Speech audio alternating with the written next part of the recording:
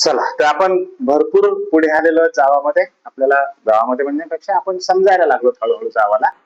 आणि जर समजायला लागलो असतो तर आपल्याला काल एक फॉर्मॅट लक्षात आलं जावाच्या प्रोग्रामचं. आपण ते काल करून बघितलेलं आहे, बरोबर. कुठल्याही जावाचा एक फॉर्मॅट असतो स्टँडर्ड, आणि तो फॉर्मॅट आपल्याला एक जावामध्ये ऍप्लिकेशन कसं लिहायचं हे काल लक्षात आलेलं आहे. ते असंच आहे, तुम्हाला जसं दाखवतोय आता स्क्रीनवरती असंच लिहिलेलं आहे ना.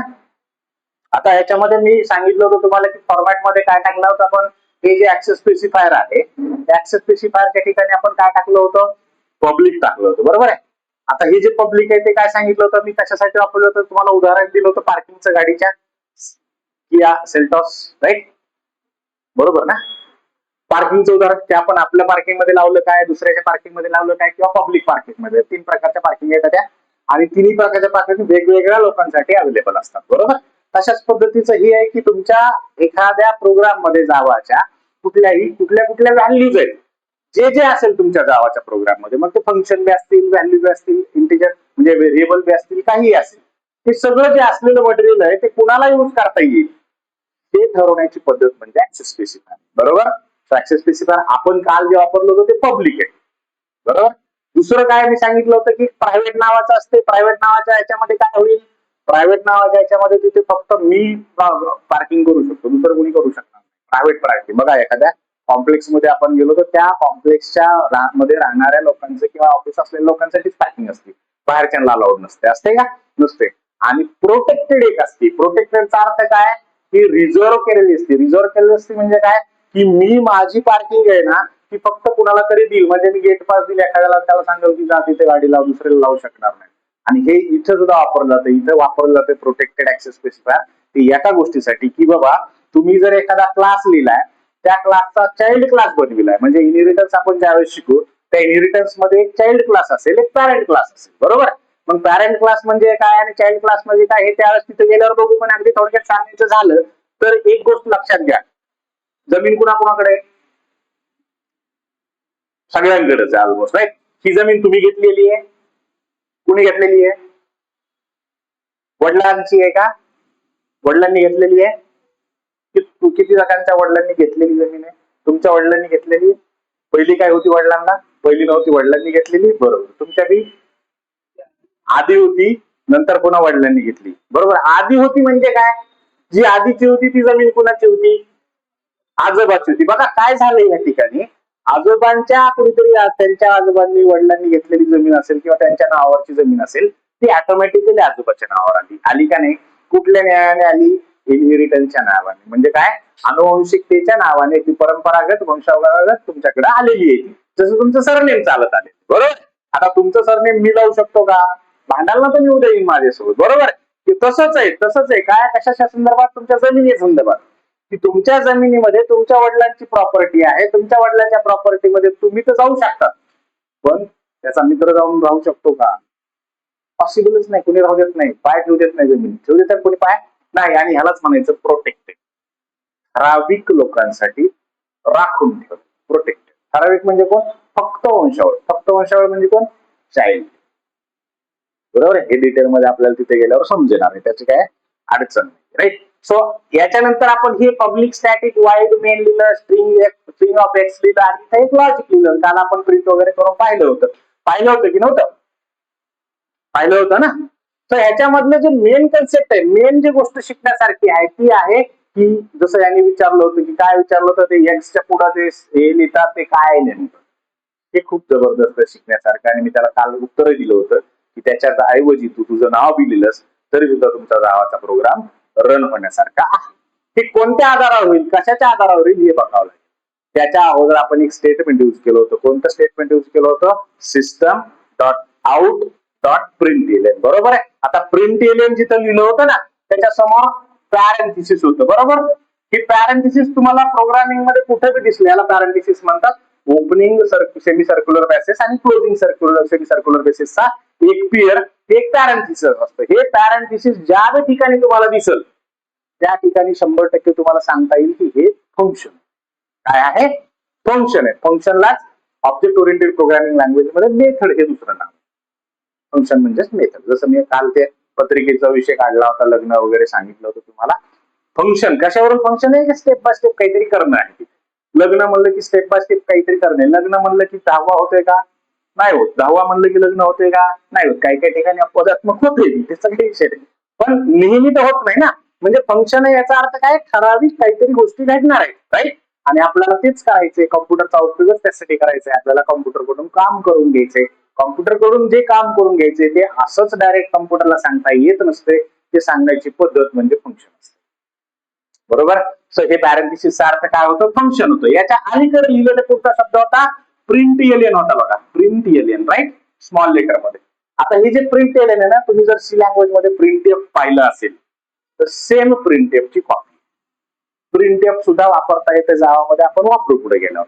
ठीक आहे? सी लँग्वेजचा सगळा कोड जावामध्ये चालतोय, ते बी वापरू आपण. मी तुम्हाला ते बी दाखवतो जावामध्ये. ठीक आहे? पण हे जे प्रिंट एलियन आहे, हे प्रिंट एलियनचं काम काय? त्या प्रिंट एलियनचं काम आहे एक स्टँडर्ड आउटपुट देणे. आता तुम्ही म्हणाल की सर स्टँडर्ड आउटपुट काय असतंय, असं आउटपुट काय असतंय? तर स्टँडर्ड आउटपुटचा अर्थ असा आहे की तुम्ही जर एखादा नॉर्मल जावाचा प्रोग्राम केला तर त्याचं जे आउटपुट येत असतं किंवा कुठल्याही प्रोग्रामिंग लँग्वेजचं नॉर्मल आउटपुट जिथं येत असतं त्याला कन्सोल असं म्हणतात. बरोबर?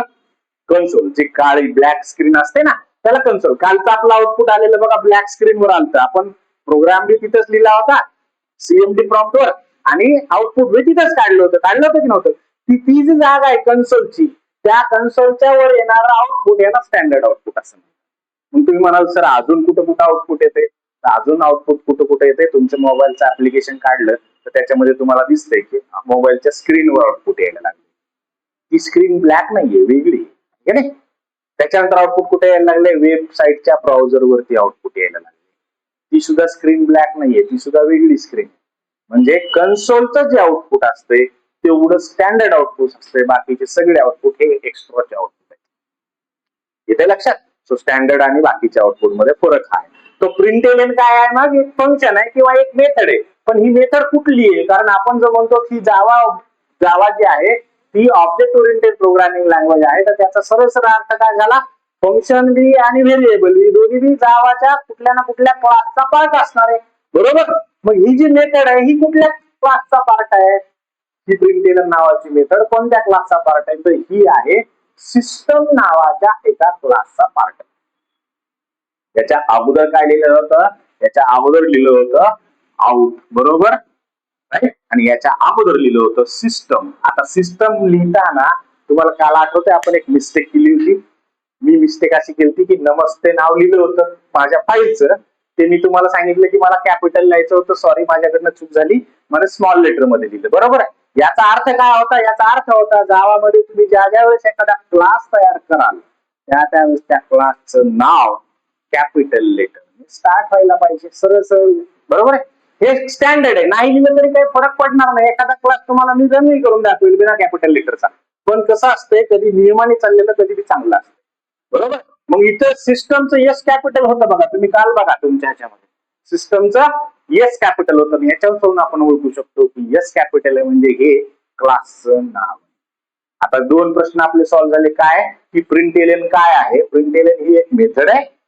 ही मेथड आहे म्हणजे कुठल्या ना कुठल्या क्लासचा भाग असणार आहे. कोणता क्लास आहे? मग सिस्टम नावाचा क्लास आहे. मग हे आउट नेमकं काय आहे? ते आउट आहे ना या क्लासचा ऑब्जेक्टचा रेफरन्स. आता म्हणतात झाली का? क्लासच्या ऑब्जेक्टचा रेफरन्स. लय लांब चाललंय नाहीये, आहे का नाही? आपल्याला वाटलं होतं थोडक्यात आवडत आहे, पण लय लांब चालले. क्लासच्या ऑब्जेक्टचा रेफरन्सचा अर्थ काय असतो हे समजण्यासाठी थोडक्यात अगदी समजून घेऊया ऑब्जेक्ट काय असते. बरोबर आहे? क्लास काय असते ते माहिती का आधी ते समजून घेऊया. कारण ऑब्जेक्ट समजायचं असेल तर क्लास समजावा लागेल. नो डाऊट आपल्याला ऑब्जेक्ट ओरिएंटेड प्रोग्रामिंग जावाची शिकायची आहे, पण आता हे समजून घेण्यासाठी मी अगदी थोडक्यात तुम्हाला क्लास काय असतो, ऑब्जेक्ट काय असतो हे तुमच्या डोक्यात फिट करून टाकतो, म्हणजे तुम्हाला पुढे अडचण नको. ठीक आहे? सो क्लास काय आहे असं जर कोणी विचारलं तर तुम्हाला माहिती आहे का काय आहे क्लास? सांगता येईल का? येईल का सांगता? नाही म्हणा ना. त्याला काय एवढं टेन्शन घेते? काय टेन्शन घेते? नाही म्हण ना. तुम्ही जसं नाही म्हणलं तसं नाही म्हण ना. आहे ना? म्हणजे नाही म्हणलं तर मला सांगता येईल, मला कळलं ना की तुम्ही इथंच आहेत म्हणून. नाही तर कोणी तिकडे कॉलेजच्या कॅन्टीनला बसलेलं असतं. ती सकाळी सौंदर्य इकडे बसलेली होती का? तुम्ही नव्हते आले, तुम्ही होते ना इकडे बसलेली होती सौंदर्य. तिला कुठलाही प्रश्न विचारू दिली, गेल्या 10-15 दिवस झाले त्यांचा बॅच चालू आहे, कोणताही प्रश्न विचारू. काय असं करते? नाही काय असं करते? म्हणजे ती इथं नसतीच आहे. सो हे इंटरॅक्टिव्ह मोड असण्याचं कारणच हे तुम्हाला ऑनलाईन बसवण्यापेक्षा ऑफलाईन बसवलंच याच्यासाठी की तुम्हालाही समजावं की मी काय सांगतोय आणि मलाही समजावं की तुमच्या मनात काय आहे, तुमच्या डोक्यात काय चाललंय. बरोबर, राईट? सो क्लासचा अर्थ काय आहे? क्लासचा अर्थ असा आहे की क्लास एक डेटा टाईप आहे. डेटा टाईप म्हणजे काय? व्हॅल्यूला स्टोअर करण्याची जागा. म्हणजे उदाहरणार्थ काय, एखादं आपलं पाकिट असते, पाकिटात आपण पैसे टाकतो.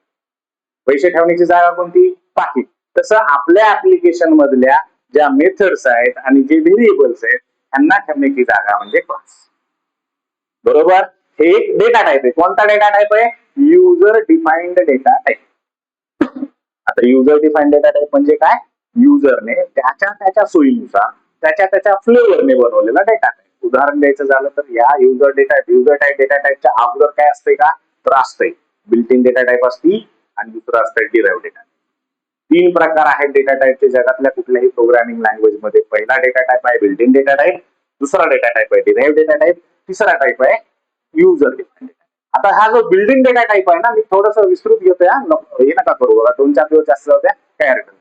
आता हा जो बिल्डिंग डेटा टाईप आहे ना, हा बिल्डिंग डेटा टाईप म्हणजे नेमकं काय असं समजून घ्यायचं असेल तर कोणतंही ऍप्लिकेशन तुम्ही ज्यावेळेस इन्स्टॉल करा, म्हणजे काल आपण जेडीके इन्स्टॉल केले बरोबर, त्या जेडीके सोबत रेडीमेड जेवढे डेटा टाईप आलेले आहेत त्या सगळ्यांना बिल्ट इन डेटा टाईप असं. म्हणजे अजून एखादं उदाहरण द्यायचं तर काय देता येईल? तुम्ही कधी मोबाईल घेतला असेल ना नवीन, मागच्या काही दिवसामध्ये ब्रँड न्यू मोबाईल खरेदी केला असेल, राईट? त्या ब्रँड न्यू मोबाईलला खरेदी केल्यानंतर तुमच्याकडे मोबाईल ज्यावेळेस पहिल्यांदा तुम्ही चालू केला त्या मोबाईल मध्ये व्हॉट्सअप होतं का? नव्हतं. काय करावं लागलं तुम्हाला? इन्स्टॉल. बरोबर आहे. इंस्टाग्राम होतं का? पण युट्यूब होतं बघा. युट्यूब होतं. कॅल्क्युलेटर होतं का? अलार्म होता का? कॅलेंडर होतं का? म्हणजे जे होतं मोबाईल घेताना ते सगळं झालं बिल्ट इन. ऑलरेडी आहे, तुम्हाला काही करायची गरज नाही. आणि मग तुम्ही वरून घेतलं कोणतं? व्हॉट्सअप घेतलंय, इंस्टाग्राम घेतलंय, हे घेतलंय, ते घेतलंय, हे सगळं दुसरं. पण जे ओरिजिनल मोबाईल मध्ये ज्या मोबाईल बनला त्याच वेळेस बनलेलं आहे आणि त्याच वेळेस तुमच्याकडे यायला लागले सिस्टम मध्ये, त्याला म्हणायचं बिल्ट इन डेटा. आता मग प्रश्न पडतो डिराइव्ह डेटा टाईप काय असतील? जर आपण समजलं थोडक्यात उदाहरण घेतलं की दूध असतंय आपल्या घरातलं, की दूध बिल्ट इन डेटा टाईप आहे, प्युअर प्रॉडक्ट आहे दूध, बिल्ट इन डेटा टाईप. ठीक आहे, तर त्या दुधावर प्रोसेस करून बनवलं गेलेलं दही हे झालं डिराइव्हड डेटा. बघा, दूध आणि दही जर समोरासमोर ठेवले तर दुधाचा रंग, त्याचा थिकनेस, त्याचा टेस्ट सगळं चेंज होते, होते की नाही दह्यामध्ये? बरोबर. आणि त्याची जाडी बिडी सगळं बदलतं की नाही त्याचं? असतं ओरिजिनल दुधापासूनच बनलेलं ना, असतं ओरिजिनल दुधापासूनच बनलेलं. डिराइव्ह केलेलं असतंय म्हणजे काय? प्रोसेस केलेली असते दुधावर आणि त्याच्यावर काहीतरी नवीन प्रॉडक्ट तयार, त्याला म्हणायचं डिराइव्ह डेटा टाईप. आता ही डिराइव्ह डेटा टाईप मध्ये कोणते कोणते येतात आणि बिल्ट इन मध्ये कोणते कोणते आहेत हे अगदी थोडक्यात सांगतो मी. बिल्ट इन मध्ये फक्त 3 आहेत जगाच्या कुठल्याही प्रोग्रामिंग लँग्वेज. कोणते कोणते? कॅरेक्टर. कॅरेक्टर हा सगळ्यात बेसिक आहे, फंडामेंटल आहे, त्याच्याच बेसिसवरती हे सगळं विश्व उभा आहे. कॅरेक्टर नावाचा डेटा टाईप हा बिल्ट इनचा पहिला फंडामेंटल डेटा टाईप आहे. दुसरा इंटिजर. इंटिजर कशासाठी वापरला जातो? न्यूमेरिकल व्हॅल्यूजला स्टोअर करण्यासाठी वापरला जातो. बरोबर आहे. ज्या नॉन फ्रिक्शनल व्हॅल्यूज असतील, फ्रॅक्शनल व्हॅल्यूज असतील, म्हणजे पॉईंटच्या नंतरचं काही व्हॅल्यू नसेल अशा व्हॅल्यूज म्हणजे इंटिजर व्हॅल्यूज. ठीक आहे, आणि मग पॉईंटच्या व्हॅल्यूज असलेल्या स्टोअर करायचं जे वापरलं जातं त्याला फ्लोट असं म्हणतात. सो कॅरेक्टर, इंटिजर आणि फ्लोट हे बिल्ट इन डेटा टाईप. बरोबर आहे. आता ह्या तिन्हीपासून वापरून जर दही सारखं, दुधासारखं दही करायचं, दुधाचं दही करायचं तर याच्यावर प्रोसेस करावं लागेल. त्या तिन्हीवर, कशावर? कॅरेक्टरवर, इंटिजरवर आणि फ्लोटवर. यांच्यावर प्रोसेस करून जर ह्यांचा ऍरे बनवला ना तर ते झाला डिराइव्ह. याचा पॉइंटर बनवला ना तर तो झाला डिराइव्ह डेटा. यांचा यूज करून फंक्शन बनवलं ना तर ते झालं डिराइव्ह डेटा. बरोबर आहे. आता प्रश्न आहे मग डिराइव्ह डेटा टाईपचा लक्षात आला आपल्याला. युजर डिफाइंड डेटा टाईप नेमका काय असतो? तर बघा काय होतं, तुम्ही दुधाच्या प्रोसेस केली, दुधावरती दही बनवलं. आता दह्यामध्ये काय करताय तुम्ही? दह्याची लस्सी बनवली. दह्याचं काय केलं? लस्सी बनवलं. आता दही आणि लस्सी याच्यामध्ये फरक आहे. बरोबर आहे. जे लस्सी घेत असतील त्यांना माहिती आहे. लस्सी जर मी तुम्हाला ऑफर केली की सर तुम्ही लस्सी कोणती घेणार, तुम्हाला कोणती लस्सी आवडते, तर काय सांगाल तुम्ही? कुणी बनवलेली नाही कोणती? त्यांच्याकडे 2-4 असतील ना. हा मँगो फ्लेवर. सर तुम्हाला? हा ती नंबर देत यार तू. स्ट्रॉबेरी. हा सर तुम्हाला? हा व्हॅनिला. व्हॅनिला. आता व्हॅनिला. व्हॅनिला. हा सर तुम्हाला? मॅडम तुम्हाला? साधीच आवडती. हा हे उगं ते म्हणलेत म्हणून म्हणू नका. बघा काय झालं माहिती का, जसंच मी लस्सीचा उपयोग केला, जसंच मी लस्सीचा ऑफर केली, मी तर तुम्हाला विचारलं असतं दही प्यायचंय का, बरोबर? तर त्याच्यामध्ये जास्त ऑप्शन नाही. दही प्यायचंय का म्हणलं तर दही खायचं, ते आंबट लागणारच आहे, कसंही केलं तरी आंबट लागणारच आहे. पण जर मी लस्सीची ऑफर करतोय तर ह्यो काय म्हणतोय, हे मला लस्सी तसली साधी नाही पाहिजे, मला मँगो टाकून दे. तो काय म्हणतोय, स्ट्रॉबेरी टाकून दे. बरोबर? तुम्ही काय म्हणतात, नाही मला तसले फ्लेवर नाही, मला साधच. बघा काय झालंय, युजरने इच्छा व्यक्त केली आहे आणि त्यांच्या त्यांच्या पद्धतीने तो डेटा टाईप यूज करा. बरोबर? आणि याच्यामधला पहिला डेटा टाईप आहे युजर डिफाईनचा स्ट्रक्चर नावाचा. स्ट्रक्चर. त्या स्ट्रक्चरला थोडेसे प्रॉब्लेम्स आहेत, म्हणून स्ट्रक्चरला बनवलं क्लास, आणि जो क्लास आपण शिकायला लागलो. सो सिस्टम हा एक काय आहे, क्लास आहे. क्लास. सिस्टम हा एक काय आहे, क्लास आहे. आणि मी सांगितलं की ह्या क्लासचा म्हणजे या क्लासमध्ये काय असणार आहे, फंक्शन्स असणार आहेत आणि व्हेरिएबल्स असणार आहेत. फंक्शन कोणतं असणार आहे, ऑब्विसली हे प्रिंटेड आहे, राईट? आता हे जे फंक्शन आहे, मी सांगितलं की ह्या क्लासचं आहे, पण हे मधलं आउट काय आहे, तर मधलं आउट आहे ह्या क्लासच्या ऑब्जेक्टचा रेफरन्स. बघा आता क्लास बनवलाय म्हणजे काय, यांनी लस्सी बनवली, यांना लस्सी पाहिजे, मी लस्सी बनवलेली, बरोबर? लस्सी बनवलेली. आता लस्सी बनवलेली ह्यांना मला द्यायची, मँगो फ्लेवर मध्ये द्यायची. माझ्याकडे आहे बनलेली मँगो फ्लेवर मध्ये. कशी देईल मी यांना, माझ्याकडे बकेटमध्ये बनवलेली आहे. कशी देईल मी यांना, किंवा टिपाडात बनवलेली मोठ्या ग्लास मध्ये द्यावं लागेल की नाही, काढून द्यावं लागेल ग्लास मध्ये, जी त्यांना ऍक्च्युली पिता येईल. बरोबर? मी नुसतंच म्हणतोय माझ्याकडे लस्सी आहे, माझ्याकडे लस्सी आहे, नाही का ते पाहुणा एखाद्या पाहुण्याच्या घरात गेलो, चहा घेणार का, नुसतं विचारता चहा घेणार का, चहा घेणार का, चहा, आणि विचारता गप बसते, विचारता गप बसते. तसं चालतं का, नाही चालत ना. आपण जे बनवलेलं आहे ते कुणाला तरी वापरायला यायला पाहिजे, बरोबर? त्याचा एक वापर म्हणजे एक ग्लास बनवून ह्यांच्याकडे दिला तर ते झालं ऑब्जेक्ट. क्लास ऑब्जेक्ट म्हणजे दुसरं तिसरं काही नाही, त्या क्लासचा केला गेलेला यूज. जर तुम्हाला क्लासला वापरायचं असेल तर ऑब्जेक्ट लागणार. ऑब्जेक्टचा दुसरा अर्थ असा आहे की एक जागा. जसं मी ह्याला ग्लास दिला ना, त्या ग्लासच्या आतमध्ये लस्सी आहे. जागा आहे का नाही, मेमरी आहे, ब्लॉक आहे, एक रॅम वरचा ब्लॉक. रॅम वरचा ब्लॉक म्हणजे ऑब्जेक्ट. साधं समजून घेऊ सध्या, ऑब्जेक्ट, राईट? आता ह्या ऑब्जेक्टचा रेफरन्स म्हणले ना मी आउटला. आउटला काय म्हणले, ह्या ऑब्जेक्टचा रेफरन्स. आता ह्या ऑब्जेक्टचा रेफरन्स म्हणजे काय, बघा तुम्हाला एक साईन तुम्ही पाहिली असेल वारंवार, इथं दिसेल बघ कुठे, हे बघा हे अँड पाहिलं, कुठे कुठे पाहिले, प्रोग्राम मध्ये कुठे पाहिले सांगा, असं तर पाहिलं असेल तुम्ही दिवस, प्रोग्राम मध्ये कुठे पाहिजे, हे सोडून सांग ना, हे सोडून. आता हे समोर दिसते म्हणून हे सोडून सांग. हा कुठं पाहिले, अँड ऑपरेटर. येस, स्कॅनएफ मध्ये होतं, बरोबर? याच्या व्यतिरिक्त अजून कुठं, बघा हे जे अँड ऑपरेटर आहे ना, हे स्कॅनएफ जर तुम्ही चांगलं शिकला असाल, तुम्हाला शिकवणाऱ्यांनी सांगितलं असेल, हे अँड ऑपरेटर काय करतं माहिती का, स्कॅनएफचं काम काय आहे, दिलेली व्हॅल्यू प्रिंट करणे आणि ब्लॉकला देणे, बरोबर? व्हेरिएबलला देणे, हे स्कॅनएफचं काम आहे. बरं, व्हेरिएबल म्हणजे काय, रॅमवरचा ब्लॉक आहे. आता तुम्ही ए नावाचा ब्लॉक तयार केला, व्हेरिएबल तयार केले समजा, बरोबर? ए नावाचा ब्लॉक, रॅम किती जीबीचं आहे तुमचं, 8 जीबीचं, 16 जीबीचं. 16 जीबीचं म्हणलं हे बोर्ड भरलेला रॅम आहे समजा, आणि ह्याच्यामध्ये एक ब्लॉक आहे. असे किती ब्लॉक असणार आहे त्या बोर्ड मध्ये, किती असतील ना, हजारो असू शकतात की नाही. मग ह्यांनी जे ए बनवलेलं आणि ह्यांनी जी व्हॅल्यू टाकलेली ए मध्ये जायला, ती कशी जाईल, तर त्याला काय लागेल, त्याला लागेल ऍड्रेस. काय लागेल, ऍड्रेस. आणि ऍड्रेस सांगण्याची पद्धत कुठल्याही प्रोग्रामिंग लँग्वेज मध्ये अँड नावाचं सिम्बॉल. स्कॅनएफ मध्ये आपण अँड वापरतोय, ते ह्याच्यासाठी वापरतोय की ते अँडच्या समोर जो व्हेरिएबलचं नाव लिहिलेलं आहे त्याच्या पत्त्यात ती व्हॅल्यू जाते, त्याच्या ऍड्रेसवर ती व्हॅल्यू जाते. म्हणजे अँड हे साईन कशासाठी वापरलं जातंय, ऍड्रेस साठी. आणि ह्याच ऍड्रेसला रेफरन्स असं म्हणतात स्टँडर्ड भाषेमध्ये, आपल्या बोलीभाषेत, पण स्टँडर्ड भाषेत. स्टँडर्ड म्हणजे ही प्रोग्रामिंगची भाषा. म्हणजे रेफरन्स काय लय मोठं आहे का, ऍड्रेस आहे, साधं महाबोली गोष्ट आहे. रेफरन्स म्हणजे काय, ऍड्रेस. आता या असलेल्या क्लासच्या ऑब्जेक्टचं रेफरन्स म्हणजे काय, तिथला पत्ता, ह्याचा जो ग्लास दिलेला आहे ना, कुठं ठेवलाय, बरोबर. आणि ह्या कुठं ठेवलाय हे माहित असल्यामुळं ही मेथड कुठं आहे हे कळतं, आणि ह्या मेथड मध्ये काय लिहिलंय हे कळतं कंपायलरला, आणि मग कंपायलर आपल्याला कन्सोल वरती स्टँडर्ड समजला. So system is a class, out is a reference of systems class reference, ठीक आहे, ऑब्जेक्ट हा, आणि println is a method, बरोबर. मेथड असेल तर त्याला पॅरामीटर दिले जातात, आणि हे डबल इन्व्हर्टेड मध्ये दिलेले कॉलम मध्ये पॅरामीटर कुठे जातात, आपल्या कन्सोल वरती आउटपुट म्हणून आपल्याला दिसतात.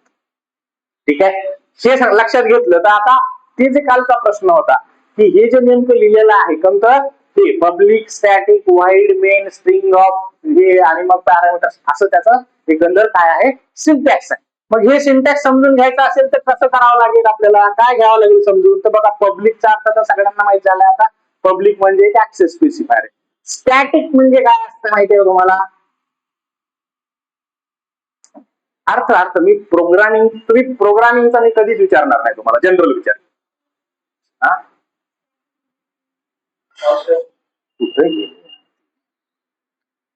माझ्याकडे होतो बॉक्स मध्ये एक लॉंग असेल वायर आहे, त्या वायरला एक माईक असं छोटासा, ते मी लावतो. माझ्याकडे जुने विद्यार्थी बी असेच. हा आहे का, मी तिकडे येऊन शिकू का, अरे मोठ्याने सांगा ना, मला नाही केली तिकडे. कॉन्स्टंट, बरोबर. स्टॅटिकचा अर्थ कॉन्स्टंट, ऍक्च्युली स्टॅटिकचा अर्थ कॉन्स्टंट होत नाही, स्टॅटिकचा अर्थ कॉन्स्टंट, कॉन्स्टंट सांगत होता. स्टॅटिकचा अर्थ आपण म्हणायला म्हणू शकतो की कॉन्स्टंट, पण स्टॅटिकचा अर्थ कॉन्स्टंट होत नसतो. स्टॅटिकचा अर्थ काय होतं माहिती का, तुम्हाला जर एक्झॅक्ट उत्तर द्यायचं असेल तर मी देतो. तुम्हाला सूर्य तर सगळ्यांना माहिती आहे आपल्याला, बरोबर आहे, सूर्य सगळ्यांना माहिती, राईट. मला एक सांगा, तुम्हाला इथून सूर्य दिसतोय का, बाहेर गेल्यावर सूर्य दिसेल का, बघ ना बाहेर, दिसेल का, दिसेल का नाही, बरं इथून थोडं पुढे गेला दिसेल का, इकडे गेलास तर दिसेल का, मागे गेलास तर दिसेल का, तुमच्या कॉलेजमध्ये गेल्यावर दिसेल का, नाही. बघा लक्षात घ्या, स्टॅटिकचा अर्थ काय असतो. स्टॅटिकचा अर्थ असतो युनिव्हर्सली सगळ्यासाठी सारखं. सूर्य तापला तर तो सगळीकडे तापल, बरोबर. सूर्य जर नसेल तर तो कुठंच नसेल. रात्री सूर्य दिसतो कुणाला, कुणाला दिसत, म्हणजे सूर्य हा स्टॅटिक आहे असं समजलं. स्टॅटिकचा अर्थ काय असतो, सगळ्यांसाठी कॉमन. ठीक आहे. सो इथे काय लिहिलेलं आहे, पब्लिक स्टॅटिक वाईड मेन, म्हणजे ही जी मेन मेथड आहे ही कॉमन मेथड आहे असं समजून चला थोडक्यात. नंतर आपल्याला स्टॅटिक मेथड शिकायच्या, त्यावेळेस आपण सगळं शिकू. स्टॅटिकचा अर्थ थोडक्यात असा आहे की सगळ्यांना युज करता येईल अशी मेथड, बरोबर, सगळ्यांना युज करता येईल अशी मेथड. ठीक आहे. आणि मग पुढे लिहिलंय वाईड लिहिलं, त्याच्यानंतर मेन लिहिलंय, त्याच्यानंतर स्ट्रिंग लिहिलंय, त्याच्यानंतर पॅरामीटर नेम लिहिले. आता याच्यामधलं हे वाईड आहे का, हे सुद्धा फार कॉम्प्लेक्स आणि क्रिटिकल आहे, आपल्याला समजून घ्यावंच लागतं. वाईडचा अर्थ माहितीये तुम्हाला काय आहे तो, ऐकलंय कधी वाईड, कुठं ऐकलंय, कोणत्या, जावाच्या, सीच्या आणि जावाच्या दोन्ही प्रोग्राम मध्ये. मग तुम्हाला प्रश्न नाही कधी पडला की वाईड नेमकं असं काय, नाही पडला कधी प्रश्न, चला ठीक आहे, काय हरकत नाही. बरं तू का वेळ देत असतो रे, तो नाही एखाद दिवशी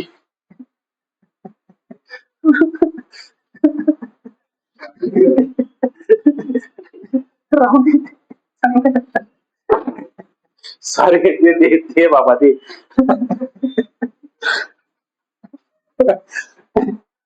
सॉरी. वाईड, हा वाईड जर तुम्ही गुगलला शोधला तर वाईडचा अर्थ असतो काहीच नाही. बघा कसं असतं माहिती का, तुम्ही फंक्शन लिहायला लागलात, राईट. आता तुम्हाला समजा काय करायचंय, तुम्ही एक प्रोग्राम ठरवलाय, काय ठरलंय की संतोष सरला तुम्हाला जेवायला बोलवायचं, जेवायला बोलवायचं. तुम्हाला माहिती की संतोष सरला मेज बीजचं हॉटेल बिटेलचं आवडत नाही, ते घरचं बनवलेलं खाते, काही बी बनवा, ठेसा भाकरी असली तर घरची चालते आपल्याला. तुम्ही बोललेलं मला जेवायला सगळ्यांनी मिळून, कुणाच्या तरी एकाच्या घरी बोलवला, बरोबर, मी येईल तुमच्या एकाच्याच घरी, कुणाच्या येईल काय, राईट. का असं होईल की तुम्ही बोललेलं आहे मला, पण तुम्ही इथं कुठतरी शेजारी एखाद्या घरात गेला तर तिथं मला जेव घातलंय, असं होईल का, कुठे बोलवाल तुम्ही? तुमच्या जागेमध्ये बोलवाल की नाही? आणि तुमच्या जागेमध्ये बोलवत असताना मी तिथं आलो तर मला आरामशीर जेवण मिळेल. त्या वाईड या शब्दाचा अर्थ आपल्याला समजून घ्यायचा की वाईड कशासाठी युज केलं जातं, वाईड काय भानगड काय. कारण कधी कधी तुम्ही इंटिजर बी लिहिलेलं ऐकलं असेल, INT लिहिलेलं बी बघितलं असेल, बरोबर, सी लँग्वेज मध्ये नेहमी बघितलं असेल. सो हे जे वाईड आहे ना, हे give and take relationship. Give and take relationship म्हणजे कसं, समजा कुणी लोन घेतलंय का, लोनची प्रोसेस माहिती असेल ना कुणाला, काय असते लोनची प्रोसेस. समजा तुम्हाला 10 लाख लोन घ्यायची, कसं घेणार तुम्ही, काय असते प्रोसेस त्याची. आपण बँकेत जातो, हा, ती सगळी प्रोसेस होते, सगळं झालंय आपलं, डन आहे, आपल्याला घ्यायचंय, मॅनेजर मला मी देतो, त्याच्यानंतरची प्रोसेस काय असते. ठीक आहे ना, ते झालंय सगळं, व्हेरीफाय झालंय, तुझं लय मोठं इन्कम आहे, त्याला पटलंय, ते द्यायला बी तयार आहे, आता पुढं काय, ते बी झालं, हा व्हेरीफाय बी झालं, हा पुढं काय. बघा, ते तुम्हाला फॉर्म दिले, राईट, त्या फॉर्म मध्ये भले मोठे डॉक्युमेंट दिले, राईट, ते डॉक्युमेंट तुम्हाला सगळे फुलफिल करावे लागतील का नाही, लोन घेण्यासाठी करावे लागतील का नाही. त्या डॉक्युमेंट मध्ये एक डॉक्युमेंट असं असेल बघा, कुठलं, गॅरंटर. कारण लोन द्यायला लागलाय, किती बी जवळचा असू द्या मॅनेजर तुमच्या, त्याला डॉक्युमेंट मध्ये तरी दाखवावं लागतंय की मी देताना काहीतरी गॅरंटी आहे माझ्याकडे. कारण दिलेलं लोन आहे बाबा, नाही आलं तर काय करायचं. आपण बी नाही का कुणाला पैसे उसने देताना आपण विचार करतो 100 वेळेस, राईट. सोनाराच्या दुकानामध्ये तेच धंदे चालते, काय चालतं, सोन्याच्या दुकानामध्ये गेलं की सोनं गहाण ठेवलं की पैसे आपल्याला उसने मिळतात, मिळतात की नाही. हे जे रिलेशनशिप आहे तिथं गॅरंटी फार महत्वाची असते. ती गॅरंटी इथे वापरली. तुम्ही म्हणाल सर येडे झाले कडे, ह्याच्यात कशाला गॅरंटी आली, त्याच्यात गॅरंटी कशी येते सांगतो. बघा, होतंय काय, तुम्ही प्रोग्राम लिहिता, प्रोग्राम कुठे लिहिणार आहेत, आता जावात लिहिणार आहेत तुम्ही प्रोग्राम. जावा ही एक वेगळं ऍप्लिकेशन आहे, बरोबर, हे तर मान्य असेल. आणि हे वेगळं ऍप्लिकेशन कशावर चालायला लागले, तुमच्या ऑपरेटिंग सिस्टमवर, हे बी मान्य असेल. बरं, रॅम कुठे आहे, तुमच्या कॉम्प्युटरमध्ये हार्डवेअर आहे रॅम, राईट, म्हणजे रॅम वेगळं आहे आणि तुमचा प्रोग्राम आहे का नाही वेगळा. बरं, तुमचा प्रोग्राम डिमांड काय करतोय रॅमला दरवेळेस, एक ब्लॉक देणार, एक ब्लॉक देणार, एक ब्लॉक. तुम्ही व्हेरिएबल ठेवायला ना तिथं, जागा तर लागायची ना व्हेरिएबल साठी, 2 बाईट का असताना 4 बाईट का असताना पण लागायला तर लागली. आणि कोण कुणाला जागा फुकट देते, आता तुम्हाला सांगितलं होतं, हे जर तुमच्या शेतात येऊन राहायला लागला तर तुम्ही नाही राहू देणार, किती जवळचा मित्र असले.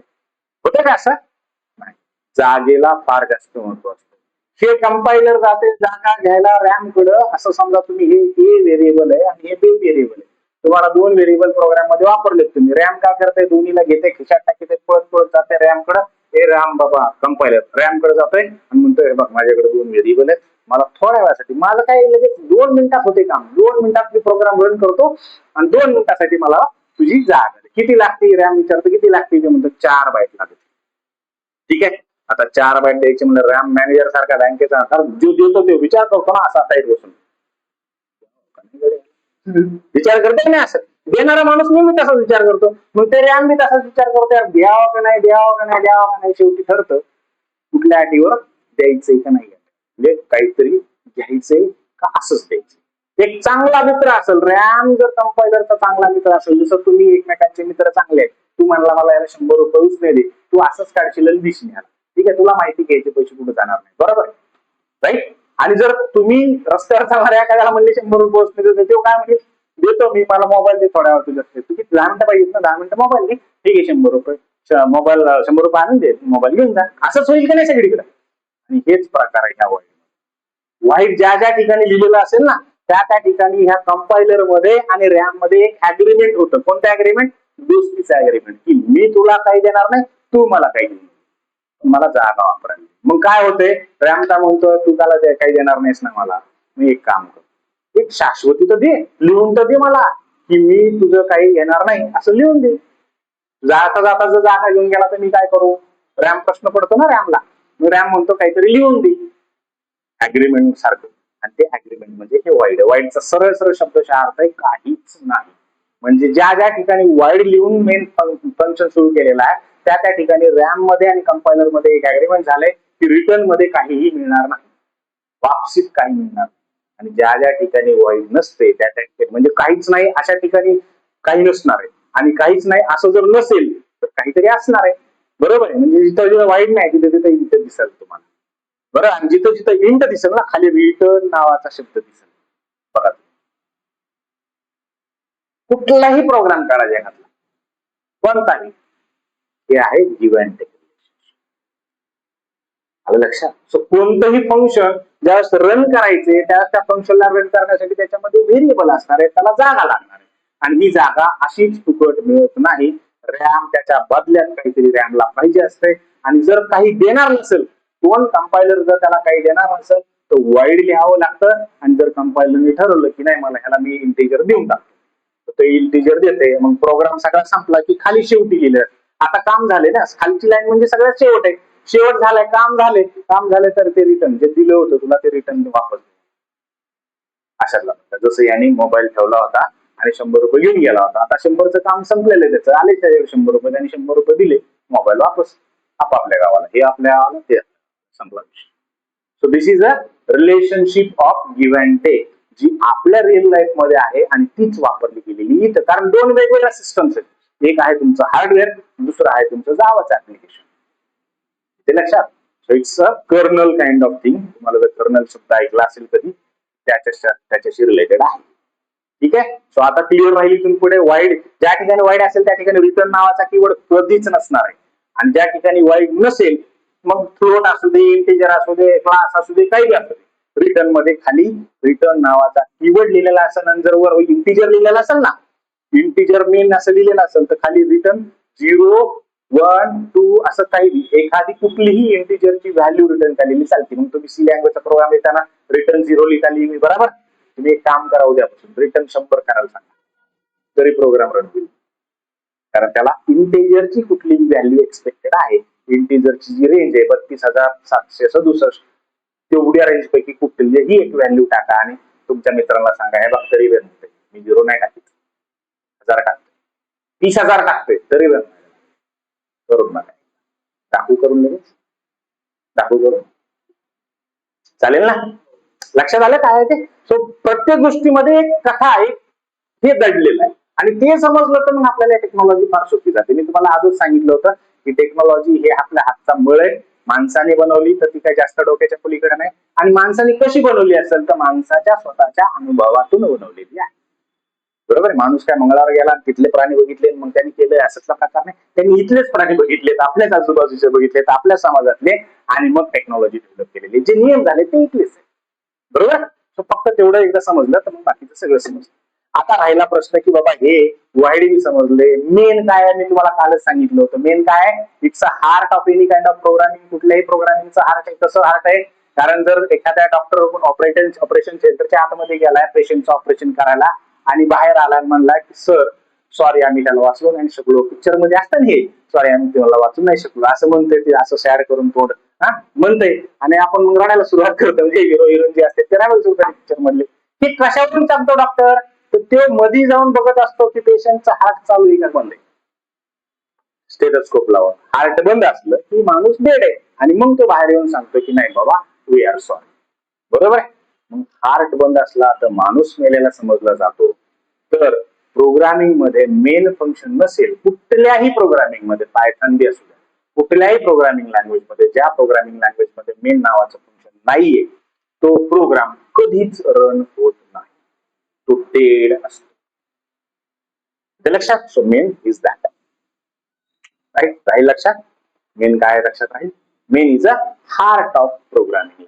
कुठल्याही प्रोग्रामिंग. आता हे मेनच नाव कशामुळे असतंय, केन का नसतंय, ईएन का नसतंय, बाकीचे दुसरं काही नसतंय, कशामुळे नसतंय, मेन असण्याचं अजून एक कारण सांगू का, आहे का वेळ तेवढा. मेन असण्याचं अजून एक कारण, तुम्ही जर इकडे गेलात, असा याला एंड करतो, इकडे गेलात, इथे टास्क मॅनेजर असं टाकलं, टास्क मॅनेजर दिसतंय ना, टास्क मॅनेजर, इथं परफॉर्मन्स वरती गेलात आणि थोडस खाली स्क्रॉल करून इथं बघितलं, इथं लय मोठे आकडे दिसायले तुम्हाला प्रत्येकाच्या लॅपटॉपमध्ये, बरोबर. यांच्या लॅपटॉपमध्ये जास्त असतील, विक्टर्स आहे ना गेमिंगचा लॅपटॉप, मोठा आहे, पॉवरफुल लॅपटॉप. आपले साधे, तुमचा गेमिंगचा आहे का, साधाच आहे ना, असोच आपल्याला. सो प्रत्येक लॅपटॉप मध्ये हे असणार आहे का नाही टास्क मॅनेजर. ह्याच्यात काय काय दिलंय बघा, इकडे दिलंय युटिलायझेशन, स्पीड, प्रोसेस आणि थ्रेड्स दिलेत बघा त्याच्या समोर, प्रोसेसच्या समोर थ्रेड्स 32,000, 3,267 असे आकडे चेंज व्हायला लागलेत नाही पहिले. ते जे थ्रेड आहेत ना, एवढे थ्रेड्स आहेत एका कॉम्प्युटरच्या ह्याच्यामध्ये, सीपीयू मध्ये एवढे थ्रेड्स आहेत, म्हणजे बारीक बारीक. थ्रेडचा अर्थ काय असतो, वायर, करंट फ्लो करणारा वायर, त्याला थ्रेड म्हणायचं थोडक्यात. एवढे थ्रेड्स आहेत, 3,000 वगैरे काहीतरी. ह्या सगळ्या थ्रेड पैकी एक थ्रेड असतो जो प्रोग्रामिंगला ऍक्टिव्हेट करतो आणि त्या थ्रेडचं नाव असतं मेन. लक्षात घ्या, एवढे थ्रेड असतात ना हे, त्या थ्रेड्स पैकी प्रत्येक थ्रेड्सला एक नाव आहे, कारण नाव असल्याशिवाय कॉल नाही करता येणार. प्रत्येक थ्रेडला एक नाव आहे. आता थ्रेड म्हणजे काय, हे वायर आहे फ्लो घेऊन जाणारा. तुमच्या प्रोग्रामचा जो फ्लो घेऊन जाणार आहे ना, त्या 3000 पैकी रॅन्डमली कोणी बी येत नाही, त्याच्यापैकी येतं मेन. ते मेन घेतं ह्याला आणि मग जाते सीपीयू, मग जाते रॅम. केलं लक्षात? आणि त्याच्यामुळे त्याचं नाव मेन थ्रेडचा यूज केला जातो. म्हणून कुठल्याही प्रोग्रामिंग लँग्वेज मध्ये एक जे मेन फंक्शन असतं त्याचं नाव लक्षात. सो फार गंमत आहे. मी म्हणलं ना, टेक्नॉलॉजी शिकणं जबरदस्त काम आहे आणि त्याच्यात शिकवणं त्याच्यापेक्षा जबरदस्त आहे. कशामुळे विचारा, कानाची पर हे भुगा लागायचं काम आहे ना. आ आ आ आ करावं लागलं ते बहिर जाग्यासारखं. तुम्ही तर आपल्या मंजूर स्वरात बोलत राहता. चला सॉरी आहे, कोणासाठी पर्टिक्युलर बोलत नाही मी, ह्युमर तयार व्हावा म्हणून बोलतो. ते हसत हसत आपण शिकावं म्हणून बोलतो. ठीक आहे, लय लोड आला तर सांगत चला, थांबत जाऊ. सो बघूया तिथे एक एक फोड करून याच्यात काय आहे.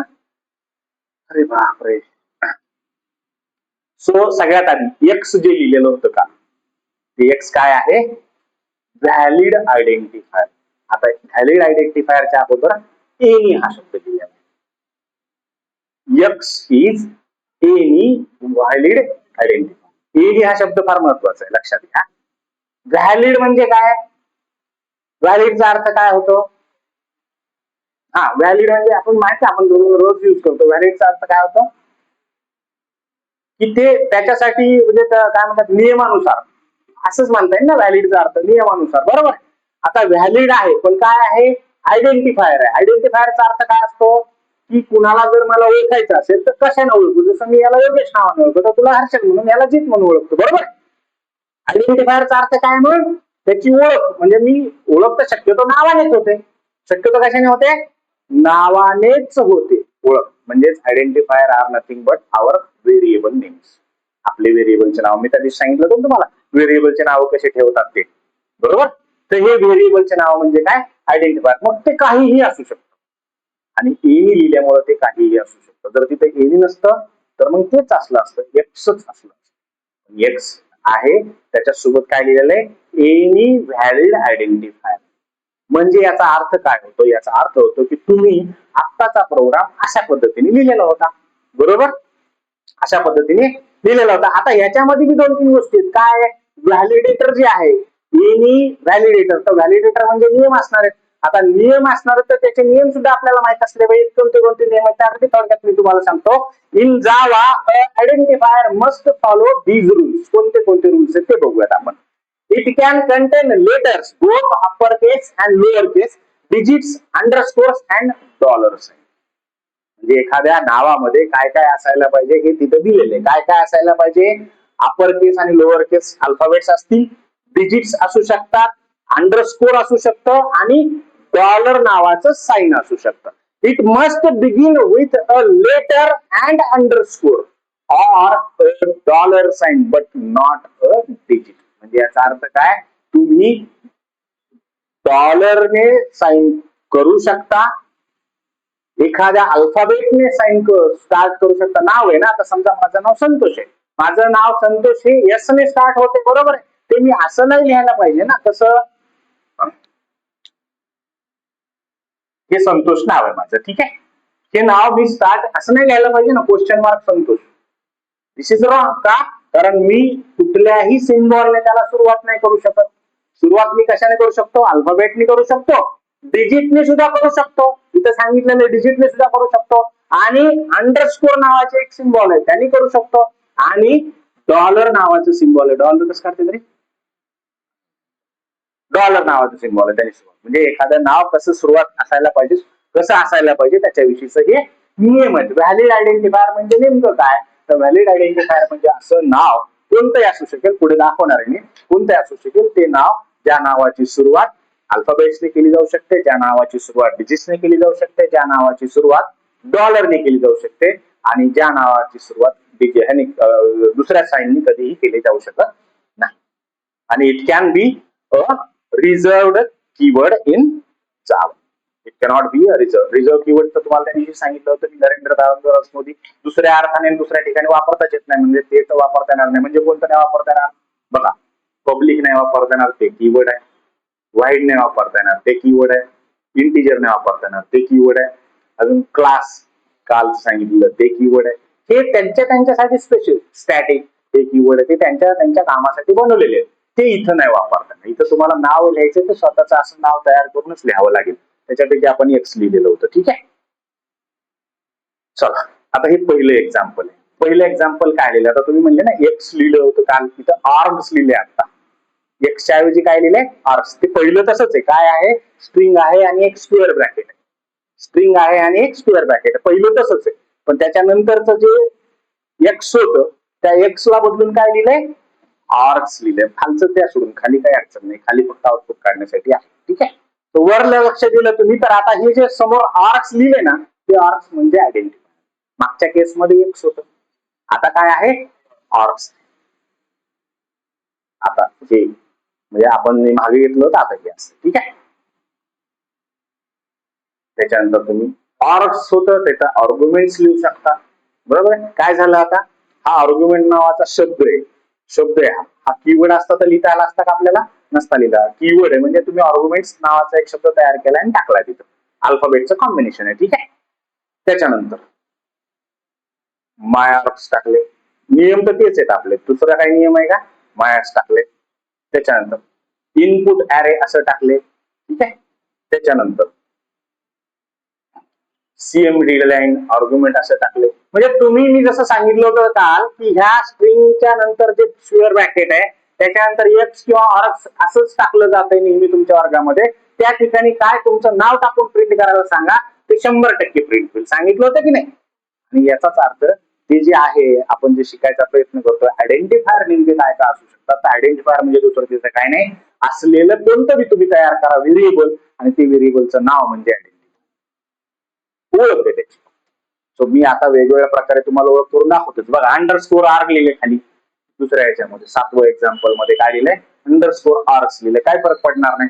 तिकडे लिहिलंय डॉलर आर्क्स, त्यांनी फरक पडणार नाही. इकडे लिहिलंय आर्ग1, त्यांनी फरक पडणार नाही. बरोबर, इथं लिहिलंय काय फोरम्स, त्यांनी फरक पडणार नाही.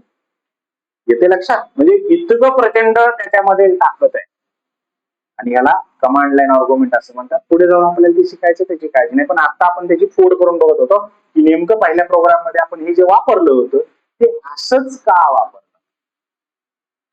ते लक्षात असंच का वापरलं, आलं लक्षात की नाही. मग आता कालचा प्रोग्राम काढा आणि त्या प्रोग्राम मध्ये आपापलं नाव टाका एक्सच्या ऐवजी आणि रन करून पहा. होत असेल तर मी खरं बोलतोय, होत नसेल तर मी खोटं बोलतोय. That's it.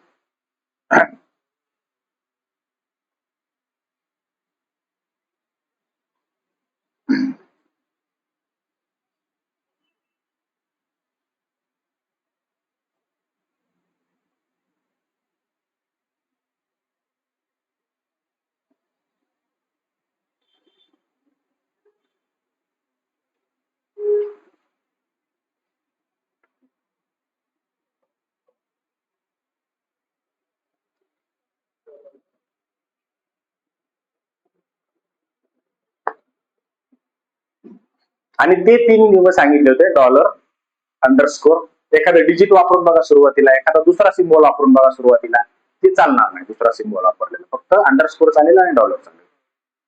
हा काय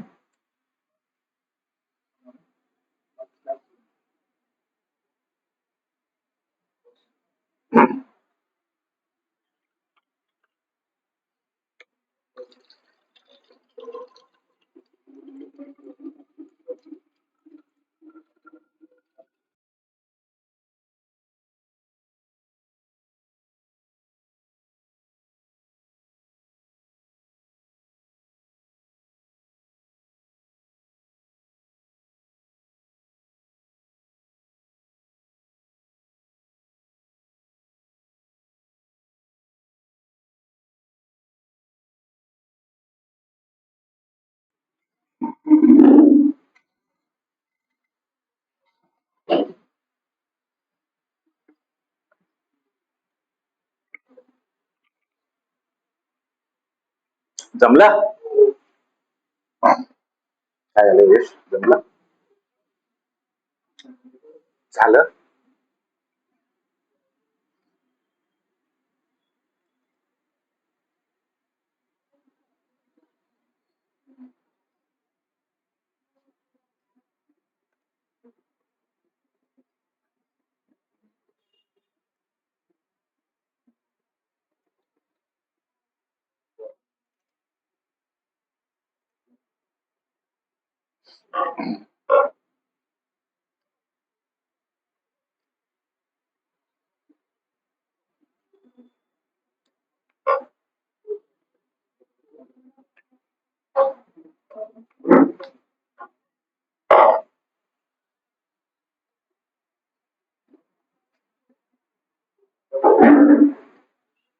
ठीक आहे. सो आता तुम्हाला दाखवता येईल मॅजिक कॉलेजमध्ये जाऊन मित्रांना, आहे का नाही?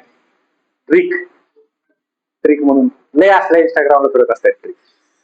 काय trick? किती वाजले रे? 11:30. ते थांबायचं आज आज थांबायचं.